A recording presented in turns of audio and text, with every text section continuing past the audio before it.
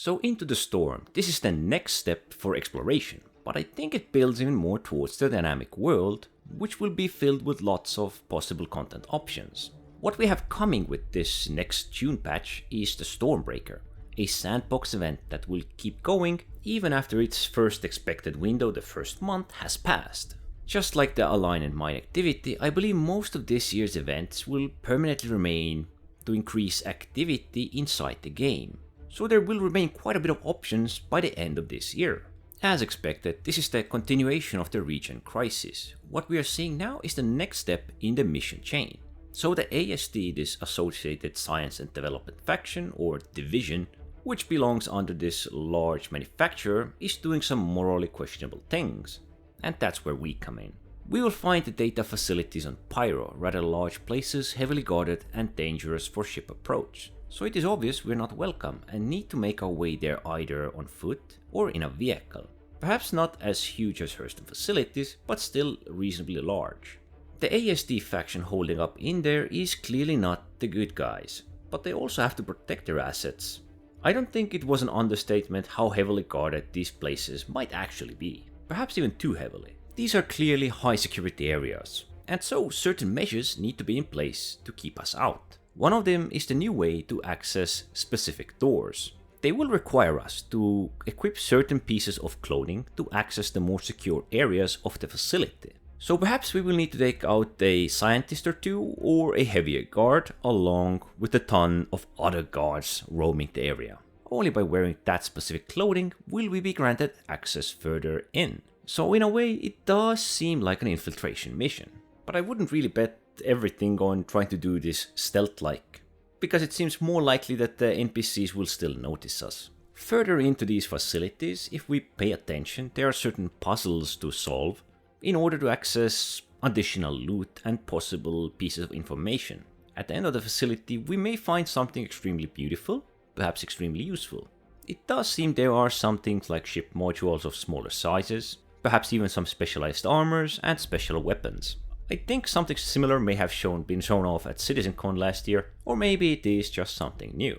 Seems likely that there are still other secrets yet to be discovered. Perhaps new weapons or gadgets which we haven't seen before, while we also will get more information of our next location to visit. Following this path, we end up on Pyro 1.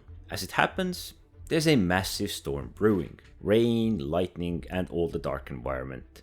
Perhaps what's really fun inside there, or painful, is that your ship starts taking massive amounts of distortion damage when inside that little area. Thus, you might end up plummeting towards the ground. And even if you do land there, well, your ship is going to take distortion damage, and the only way ahead might be on foot.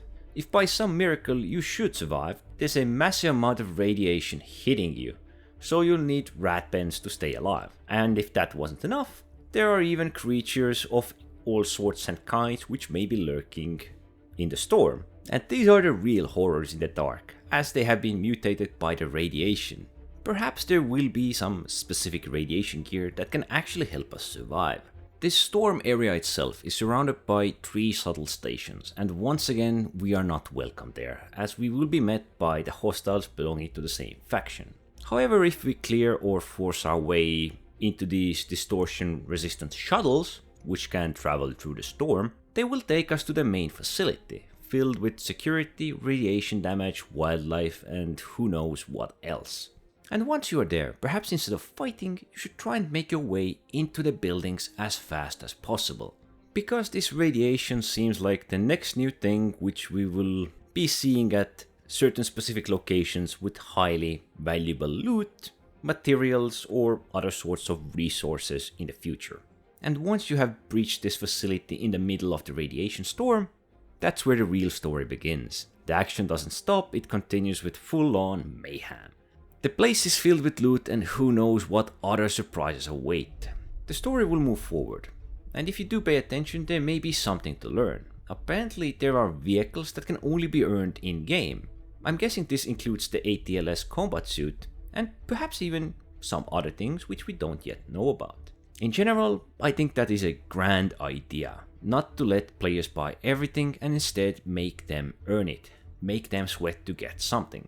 Everything they did show us does seem to look amazing and very action-packed. The event itself seems chaotic from the start.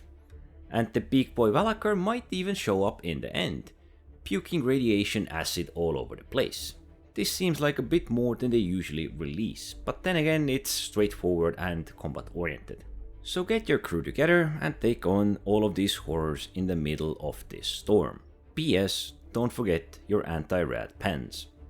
And maybe, just maybe, we'll survive this one. Anyway, don't forget to like, subscribe, and thanks for watching.